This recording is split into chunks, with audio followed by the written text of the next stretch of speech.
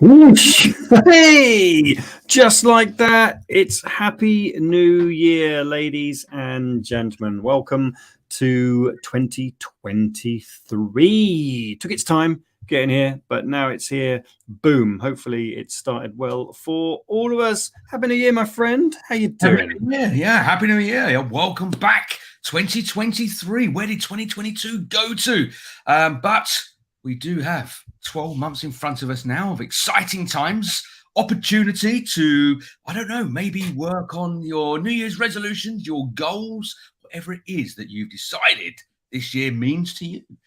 Good Christmas. Hope everyone enjoyed their festive period. Hope everyone had a great new year. What resolutions have you set yourself, Nick? What's maybe kind of made its way to the top of the pile? Are you one of these goal setters, or are you kind of fly by and sit your pants and see what happens? I like a resolution. Right? I know New Year's resolutions last about a few weeks and then they disappear, but I quite like the challenge of a New Year's resolution. So I have it's not necessarily just one big thing. I'll have a series of things that either I want to get better at, I want to introduce into my world. So I've got a few around health and fitness. I got some around the book, some around this show, some around the business. So it's for me, start of the year, which I really like. It's an opportunity to take stock. Right? Hopefully everyone else has done the same. Okay, what do I want to do at the end of 2023? What do I want it to look like? So yeah, I've got a few things, but they could alter and change as the year progresses. What about you, mate? What about you? If I said to you, right, let's say this was a new feature in the show. Finish this sentence. All right. By the end of 2023, I want to be better at. All right, and you can play this at home, ladies and gents. Feel free to jump online, comment. The beauty of a live and unscripted show like this is you can jump on board. All right, enter the chat area, comment, finish this sentence. By the end of 2023, I'd like to be better at. What a fantastic question. And thank you for filling that little bit of dead air while I was thinking about what that looks like. Okay. A bit like you, I do like to plan. In fact, we spent the whole day before yesterday sitting there planning out what Chatbox looks like for the future. Some exciting things coming throughout 2023. We'll talk a little bit more about that throughout the show. But in my personal life, I like to in my business life, I like to plan what lays before me. One personal thing, by the end of 2023, I'd like to be better at, and I've set myself a challenge to learn sign language. So this year, my goal is to be able to learn sign language, to be able to hopefully, confidently have a conversation. Be it, okay, very basic, but that is my goal for 2023. And just to be very clear here, I know very little sign language. I know a few gestures, and that is it. So I'm starting with a blank canvas, a clean sheet. I've got a mountain to climb in front of me. But that's my challenge for this year. And every year I like to set myself a challenge, something I can achieve, and say I've achieved it this year. And now that challenge is out, that's a good thing, right? If you've got a challenge, knows about it. Let other people know about it so they can hold you accountable. So I will happily join you in that challenge and hold you accountable. So it might not make good listening, but it might make interesting viewing. You and I trying to have a conversation through sign language alone. But yeah, let's keep on top of that and see how you progress. Have you done anything yet? No, is the answer. Right. Okay. I've set the gauntlet. I've thrown the gauntlet down. I've set the challenge. Well, no, I haven't. I've started to look at a few bits and pieces. So predominantly at this stage through YouTube. But I know that is going to maybe be an aid, but it's not going to be the ultimate result. So I'm going to have to go one step further and find someone that can help me. So if there's anyone out there that teaches sign language and you want to work with someone that has no idea, please get in touch, because I would appreciate maybe your support and help. That'd be fantastic. Superb. Yeah. So if you've got anything to teach, all right, and you're looking for new clients, 2023 clients, let us know. Right? Just jump on the chat and say, "Oh, I teach this," and always looking for new clients. That's business for you, right? 2023. Where are my new clients going to come from? So yeah, we'll happily give you a shout out, especially if you're any good. Right? If you're good at what you do, okay, just let us know, and we'll spread the word.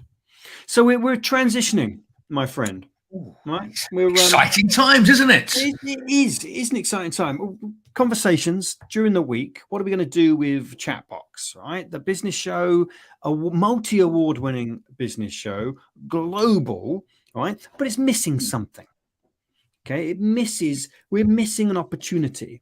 Okay, I really love the live and unscripted nature of the show. So it will always be live and unscripted, right? There's no need to edit this. It's the home of conversation after all. But what is missing is a podcast audience. So the plans, ladies and gents, is to morph and transition into a video podcast. And the way it will work is we'll record the show just like we're doing now, live, unscripted. It might be a Thursday morning, it might be a Friday afternoon. We'll let you know in advance when it's going live. All right, we'll record it live, unscripted. That's your opportunity to get involved, jump on the chat, and become part of the show. And then it will be launched as a podcast. So don't be surprised if we get more descriptive with anything potentially visual, because we'll have a big podcast audience who will be using their ears only to soak up the magic that is the Chatbox or Chatterbox video podcast. Yeah. But what this does mean is that we listened. We've got an audience that have been with us over the last couple of years now, believe it or not, but watching, and we know that not everybody can get up on a Thursday morning at 8 o'clock, because that's the time majority, 99% of our shows have been aired. And we know some people do go onto the website and watch it through catch up or via YouTube or through their favorite social platform. But we know that there's a mass market where people just people said to us, why haven't you put it on Spotify? Why can't I listen to it on my favorite podcast streaming platform? Okay, thanks for that feedback. So we've listened, and that's why we're adapting. So we're going to launch early February. The podcast version of the show is coming. But what's a little bit different, a little bit exciting, where we think we've got something maybe unusual, is that firstly, it's completely unedited. As Nick said, it's unscripted, unedited. So as it happens is how it's going to get put out there on the podcast as well. But it means anyone that watches the live show, that joins us and interacts with us and sends in their comments, or maybe we have a live guest, because we're going to still be bringing live guests into the studio, that will be featured in the podcast as well. So if you want to shout out, not just in the live show, but you want to feature in our podcast, then you just need to get in touch, and you just need to pop a comment into the chat box, and we can then give you a shout out. How fun and exciting is that? The beauty of it, mate, right? Because it's live, unscripted, and audience can get involved. Anything can happen.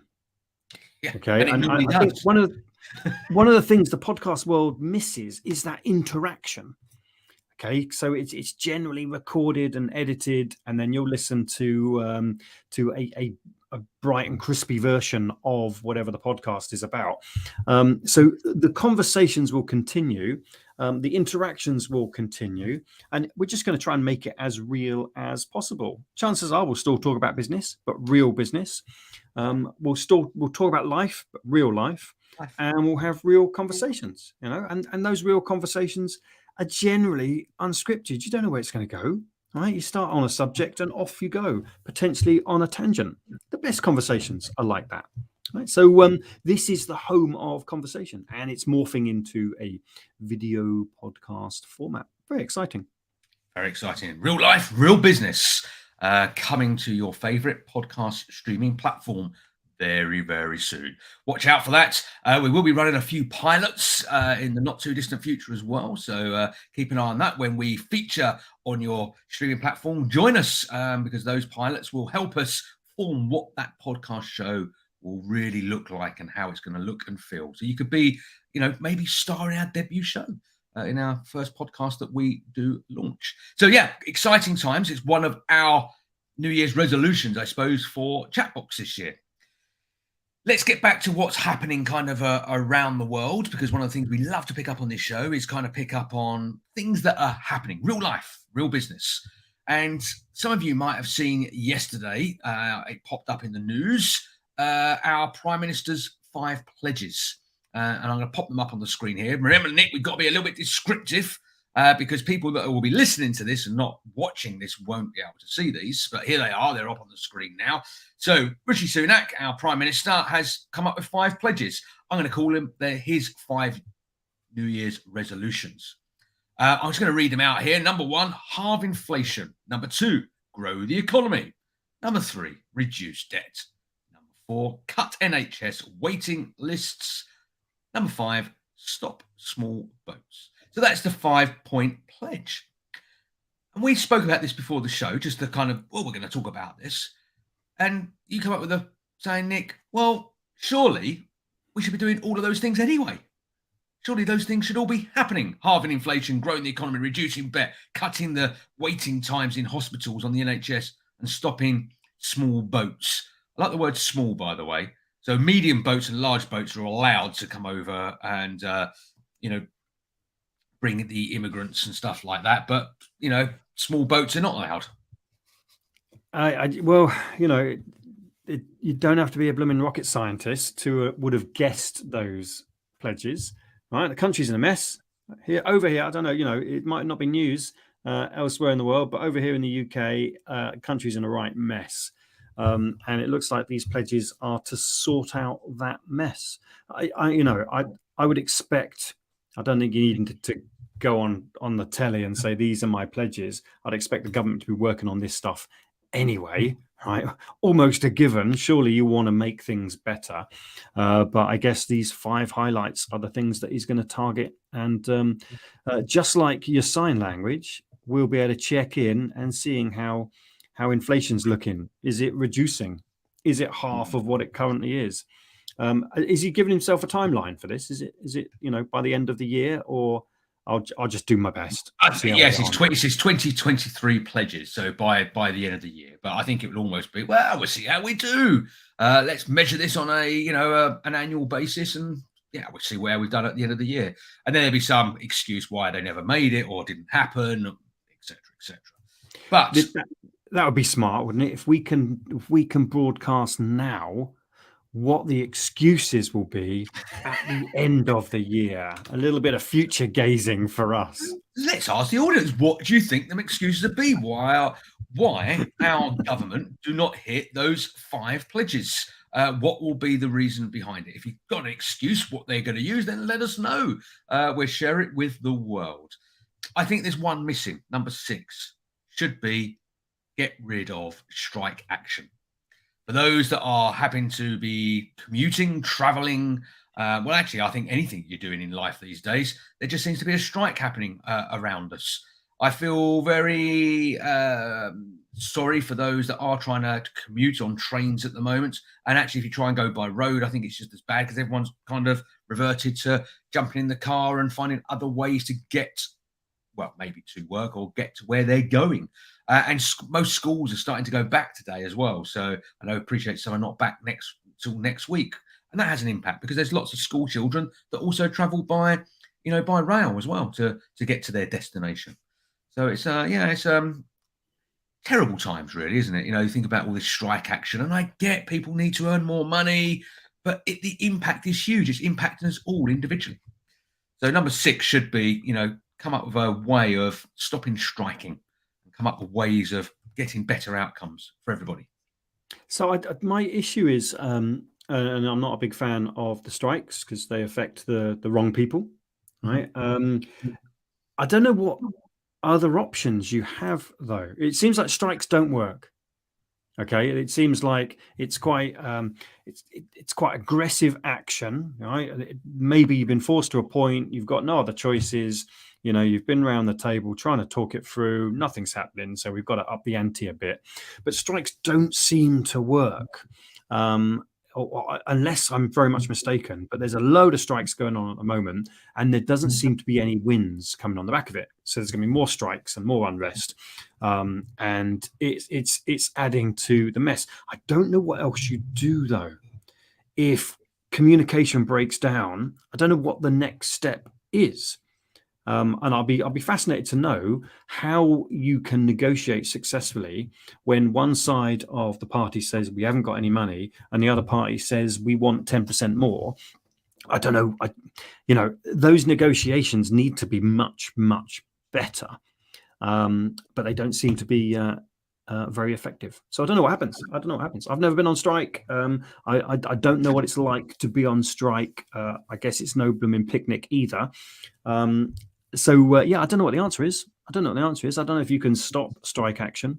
What next? Stop freedom of speech. You've got to be careful. People have the right to do this stuff. I just don't know if it's the right way forward. I don't know. I am at a loss, my friend.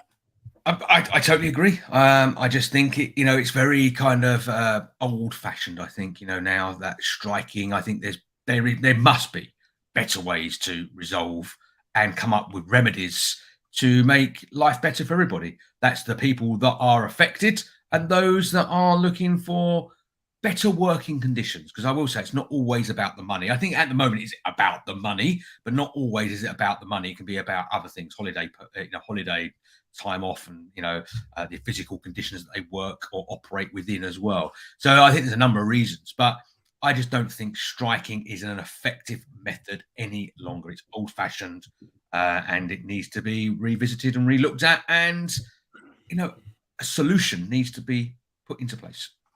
So if you have a solution, it should be stopped as well. It should be allowed. Pop it in the chat. If you've got a solution, pop it in the chat. Let us know what the solution is. A lot of those strike action isn't necessarily a selfish reason. It's like nurses striking because of patient safety and their working conditions and pay. Rail strikes, I guess there's a degree of customer passenger safety as part of that discussion. Don't fully understand. But if you do and you have an answer, please pop it in the chat. It'd be cool, wouldn't it? If we solve this crisis of strikes through the video podcast, that'd be great. Talking of headlines, right? This could be a feature for our podcast. Headline of the week. When we were out, walked past newsagents, saw a headline on the Daily Star, and the Daily Star suggested "Eat your Christmas tree." Right, that's a striking headline. I know that the Daily Star are renowned for striking headlines. Talking of strikes, so I looked into it. Right, eat your Christmas tree. Are they joking? No. Top chefs suggest that if it's an organic tree, you can eat most of the thing. Plenty of vitamin C in there, and Michelin star chefs say his restaurant has been using pine needles in food for 20 years, like rosemary, right? So last time I checked, though, your rosemary, if you've got it in your cupboard, comes in a little bottle, right? A little glass jar thing, and you might use a little bit, okay, from time to time. Last time I had a real Christmas tree, my pine needles came in a dustpan and brush. Right? I have a bucket of pine needle rosemary, not a glass jar. So if anyone wants some pine needle stroke rosemary, get in touch, put it in the chat, and we'll send you a bucket of the stuff. And someone's written a book, How to Eat Your Christmas Tree. Well, that's isn't that like How to Eat Your Elephant or something like that? How to eat I don't know about the book, but I guess it's better than throwing it away. Yeah, that could be a prickly conversation, I suppose, couldn't it? I mean, that's a lot of tree to eat, as you say. I mean, that to me is a bit clickbait or read bait kind of material, the Daily Star. But if Michelin star chefs are saying eat your Christmas tree, and it's full of vitamin C and goodness, then maybe we should consider it. Lucky for me, I had an artificial tree, so I haven't got to worry too much about that this year. And I'll think about it next year. Tell us a little bit about flat tires, Nick. So met up with some friends before Christmas, and they on the journey they suffered a flat tire, right? So that they were delayed, right? Got a phone call, we got a flat, and fortunately the car was of an age that you open up the boot and you got a spare tire. It was a space-saving tyre, so you can't go as quick as perhaps you'd want to, but you've got a spare tyre. Okay, and if if you can, if it's safe, by the side of the road, the weather was awful, which is unfortunate. Change the tyre, and you're up and running again. I haven't done that for a long, long time. My car, it's of an age where I've got some form of inflatey kit. Right. My question was, have you ever used one of those inflation kits? Last time I had a flat tire, it was like it had been shotgunned. Right. The thing was almost in bits. Right? It was a proper flat tire. That no inflation kit's going to make that bring that back from the dead. Have you ever used one of those inflation kits? No, I haven't, and I tell unless I really, really need to, I wouldn't, because if you get a puncture and you chuck that gunk into it, then most garages won't repair it anyway. So at that point, the tire's kind of thrown away, and yeah, it's a messy thing, to do. And as you say, if it's any bigger than a small hole, if you've got a blowout, then it's not going to fix anything, is it? Not there's no way it's going to fill a hole that's that size. So yeah, it is a big problem. But a lot of manufacturers are now shipping cars, regardless of their price tag, with non-space saving wheels, no wheels, and just here it is. You've got an air compressor and you've got your gunk to fill your tire with. But no, I've never used it, never had to need it. I've always been lucky enough to, when I have got a puncture, it's been a slow puncture, so I managed to get to where I need to get it repaired. Yeah, my inflatey gunky kit is now out of date. Every time I take my car for a service, do you know that your gunky stuff is out of date? I said, yeah, never going to use it. Not going to replace it. Never going to use it. The upsell, absolutely. I've got a little quick story for you. Where I live locally here, I've got an electric car. Great fan of them in many different ways. I know lots of people are not fans of them. They still prefer their internal combustion engine, their petrol or diesel. I do have a petrol car. Okay, I'm not gone total eco-friendly, but there's a number of reasons. I'm a technologist. I love technology. So I went for an electric car because of various different reasons, but I drive it with an iPad. It's great. But the problem is that we're facing now is that you probably read in the news, it was based around the Tesla story, but it wasn't just Teslas. But all these charging stations were overpacked and overfilled during the Christmas period. So chargers, there was long waits, we're not talking 5 or 10 minutes, in some cases hours, get in a queue, wait to charge your car. Big story. Media really hyped it up. My concern is around that is that, yes, look, the infrastructure is developing. We're a long way off from where it needs to be to support everybody having an electric car. The government has said by 2030 is when we're going to see the stopping of selling of combustion engine vehicles. But when you get a police car that comes in, and bear in mind, charging spaces are for those who wish to charge their car. They're not parking spaces. When you get a car that parks in there, it's very frustrating. You turn up, you want to charge your car, but there's someone parked in there and they're clearly not charging and they're clearly not an electric car.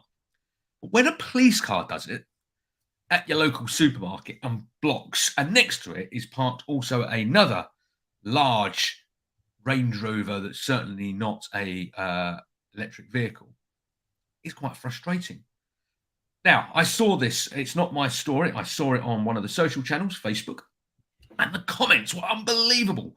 They streamed on 130, 40 comments of different opinions. Everyone's entitled to opinion, of course. But for me, as an electric car user, that's frustrating. I get there, can't charge if I wanted to, because someone that shouldn't be in that space shouldn't be parking there. It's a bit like me turning up in an electric car and parking at a petrol pump and blocking it and going off and getting my lunch. Similar type of idea. People would get frustrated and annoyed. So anyway, this is the story that's unraveling. We're seeing it more and more around the country. People blocking spaces, and they're saying, well, I have a right to park there just as much as an electric car because it's not law. I do fear that will become a law at some point, that you can't block a charging space unless you're charging and you're an electric vehicle. But there you go. So the police car parked in the electric bay outside the supermarket.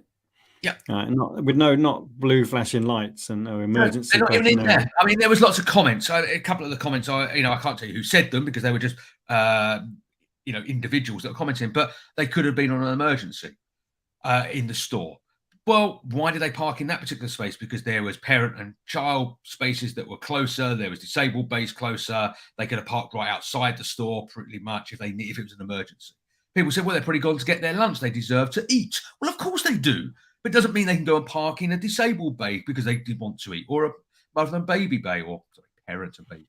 So for me, that's lazy, isn't it? That's lazy. Well, I just think if that's what's happened, right? And the thing is, it doesn't matter what the reality is. It looks as though, right, some lazy police people have gone in for a sandwich and parked it wherever they want. That's what it looks like, and that's all you need on social media. This is what it looks like. Right? Well, this is similar with some sort of headline, right? There might be a genuine reason behind it. Of course, there might well be, but probably doubtful. So, Essex Police, if you're watching this, why was one of your vehicles parked in an electric charging bay, which clearly is not electric, wasn't charging, and didn't seem like it was responding to an incident? We'd love you to come on the show and tell us why. Oh, I love it. This time next week, it will just be me and say, "Oh, where's David? Oh, he was arrested. He was arrested soon after the show." Right. Well, hopefully you won't get arrested. Okay. So that could be a new feature as well. And not what's going to get David arrested, but quick lose of the week. Quick lose of the week and a quick win of the week. I'll tell you what my quick win of the week is, ladies and gents, for 2023, porridge. Very good. I'm a convert. So my lovely bride made me some lovely porridge over the Christmas period, and I thought, that's quality. That's cracking breakfast. That fills you up and keeps you going. So I went to the shops. Big bag of oats, right? Pennies for a big bag of oats. All sorts of lovely fruit in there. All right. I now can make porridge without it bubbling over and filling my microwave. So that's a win. Right. It's cracking. That's a cracking breakfast. That's a breakfast of champions. You're a porridge fan? I do like a good bowl of porridge. Absolutely. Chopped banana, a little bit of honey. That's the way I like it. Blueberries. I love blueberries as well. But if you're going to put blueberries into porridge, cook your porridge, add the blueberries before you finish cooking, and then they get warm and they explode a bit and they mix into the porridge oats. I mean, it is a breakfast for champions. I'm giggling, mate. This is the worst podcast in the world, isn't it? Who's listening to this? Two old blokes talking about porridge. There is relevance to everything we talk about. Absolutely relevance. Tell us about TikTok, Nick, before we say goodbye to everybody this week. TikTok. So I'm experimenting with TikTok. I put on my 10th video yesterday, and it's going all right. It's a bonkers platform. Everyone knows it's bonkers, and most of the stuff you come across is junk viewing, right? Very addictive. But I'm just sharing communication tips on TikTok. 10 videos. It's about 8,000 views so far. If 8,000 people have taken a little something away from these communication tips, I think that's all right. For a middle-aged bloke sharing stuff on TikTok, really not a format, I guess, that lends itself to middle-aged blokes, but I think that's all right. 8,000 views so far. That's good. Good going. What we need to do is we need to build upon that, because that's the next thing, is that Chatbox will go TikToking, and to look out for that. That's coming this year as well. And don't forget, also, we've got our Chatbox book, which we're putting together, and that will be coming out very, very soon as well. And we've got a really interesting twist to what's coming. There you go. Porridge with pine needles. Absolutely. Michelin star right there. Nick, we've set a new trend. Thank you, LinkedIn user there. Sorry, your name is not appearing, but thank you for your suggestion. I love that. Absolutely brilliant. Porridge with pine needles. Absolutely porridge right. Pine needles, absolutely. But yeah, we do have our Chatbox book coming later on in this year. We're in the process of compiling this now. Top of the tips will be coming out very, very soon. And there's still a chance to get yourself into our Top of the Tips book. But we have a very interesting twist to how that book is being put together. And it's going to be really interesting. I think it's going to be hopefully a first. Certainly within the business world, one of the first. So groundbreaking stuff. You heard it here, almost first. So we'll tell you more in future shows. But yeah, a groundbreaking innovation. Absolutely. Based on, we are reducing our hour slot down to half hour at the moment because we're getting prepped and ready and organised for our podcast show, which will only be a half hour podcast. That's it. That's all we've got time for this week. All of a sudden, 30 minutes has just disappeared. It's just vanished into the oblivion. But it's been a great 30 minutes. We've talked about pine needles, and we've talked about porridge, and we've talked about Rishi Sunak and his 5 pledges, plus the 6th one that we added to stop strike action. So it's been an eventful morning. We talked about flat tyres and police cars parking in charging bays where they shouldn't be parking. I mean, what couldn't you not like about this show? So feel free to join the conversation. It's going to be a weekly video podcast. Feel free to join us on this journey. And if you're listening to this on the podcast, we'll see you again. If you want to see us, we stream live and unscripted. If you want to listen to us, it's similarly live and unscripted, as you can tell. It'd be great to hear from you. If you want to just send any comments, it's hello@Chatbox PR. Is that our email address, mate? Chatbox. Chatbox. Yeah, chatboxproductions.com. Brilliant. Thank you for that. And we'll see you next week. Yeah. Until then, bye-bye from me. Cheerio.